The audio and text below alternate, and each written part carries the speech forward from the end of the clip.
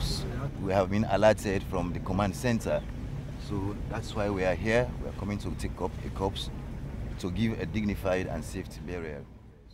Mustafa Gamanga is a volunteer with the Sierra Leone Red Cross. Today he's working with Burial Team 7 in Freetown. The National Command Centre has called the team to this community. A young woman, 21 years old, has died in this house. They don't know whether she had Ebola, but every death has to be treated as a potential case. This is what we call the swab stick.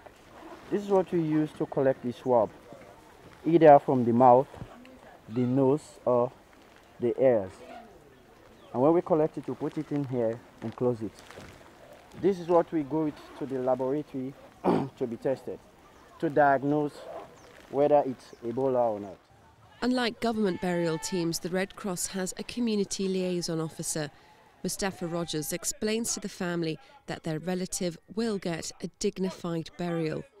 It's hoped that will encourage people not to touch the bodies which, if they have Ebola, are highly infectious. If this disease is a Muslim, we explain to them to provide kasanke, that white shirting to wrap the dead, when we usually do during our customary time. But now they cannot do it. We do it for them. The corpse is brought down. The team undress, and it's out to the next alert. The UN estimates that 70% of new Ebola cases in Sierra Leone are due to people touching the dead during traditional funeral rites, so a quick and safe burial is crucial. The next call is a hilltop community. The team have to go up on foot. We had to walk for about 20 minutes up a narrow and very steep path in order to get to this site, and that meant the team had to carry all of their equipment here in order to carry out their job properly. Accessibility is just one of the challenges that they're facing. Another is the sheer number of call-outs. We've been with this team for about an hour and a half now. This is the second alert that they've had, and upon arrival here, the community have told them that there's another body that they're going to have to deal with. The deceased is a man in his 50s. His weight and the location means this is demanding work. More burial teams like this one are needed. The UN says there's just a quarter of the required number to meet demand.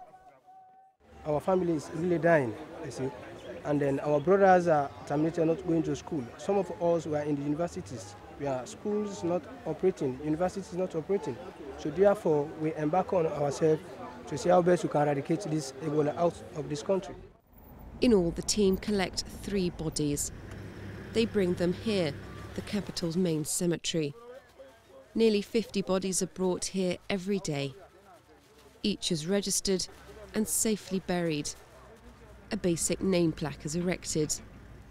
It gives families a chance to come here, lay flowers and say goodbye. Katerina Vitozzi, CCTV, Freetown.